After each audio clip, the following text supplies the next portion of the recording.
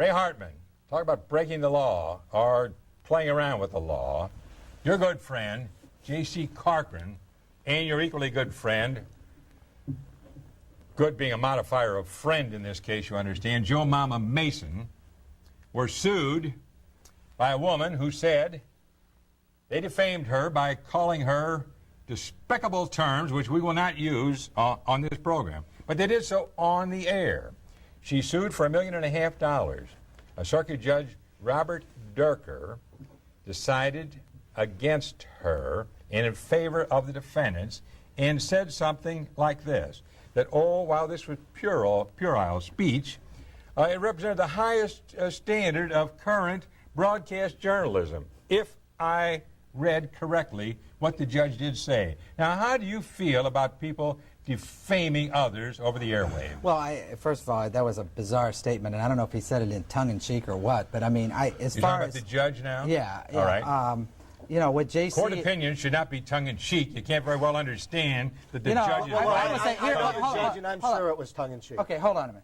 Now, what I will say... I know the judge, and I say court opinions, which are written, should not be tongue-in-cheek, unless he has parentheses, tongue-in-cheek. That's what I say. You left out the most germane point in this, and that the woman involved was Karen Carroll, who is the general manager of a competing radio station, and was at least the head of the Radio Association. And it's rather, I think, disingenuous of her to be filing a lawsuit on defamation that will, in fact, would, if she was successful, reduce free speech on the radio. It's a free speech issue. I'm not defending J.C. and Joe. It was part of their shtick. I cannot imagine that she had any serious damages from it. Are you the same person who said that Marge Schott was not a free speech issue? It was exactly, Marge Schott was not a free speech issue, and radio, yes, I do think so. So these guys can say what they said about Vittert's wife, Bill's wife, my wife, Martin's wife, and get away with it. And Marge, and let me tell you on something. a radio station, and Marge Schott, in a telephone conversation, can't say what she said. They have said, Ray Hartman, said insulting things about our dear friend and colleague Ian Keefe,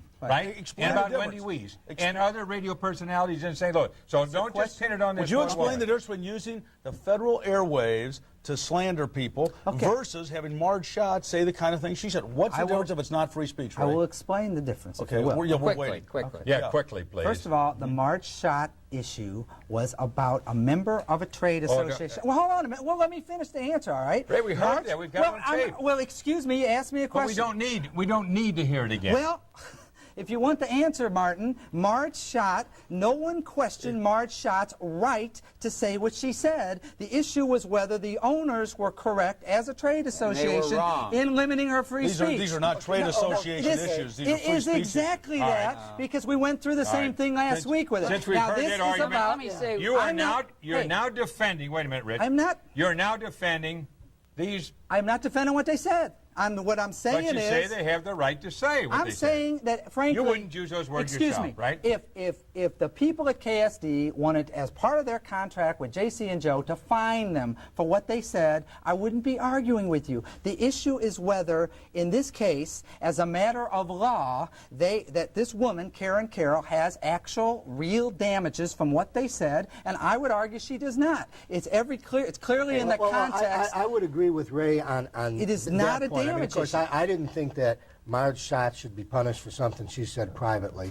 And I don't think that J.C. and Joe Mama Mason should really be sued in a court of law, or she should be able to win, just because nobody takes that stuff seriously. Well, wait a minute. I mean, there's no damages. At what point do you take it seriously? If that isn't serious, then what can he say that you would take seriously? If he said that about Mary McClellan, would you take it seriously? Rich, he said that sort of thing about just Governor Dukakis. You ought to take it seriously. Who are you, Michael Dukakis? Listen, if he said it on Channel 4, where he also works, he'd be out of there in 5 seconds. And no one's arguing that point, Rich. You've got to have the sophistication. Bad taste is bad taste. You've got to have the sophistication. Wait a minute, let me finish something. You have got to have the sophistication to draw the line between a legal proceeding and the action of a private trade association. The judge may have not had any other way to go with it. There probably were no damages. The judge didn't see any damages. That's the point. And the judge may not have had any He could have other way to ruled go. somehow against J.C. without or given her a dollar. Well, Judge Durker is hardly a flaming liberal judge.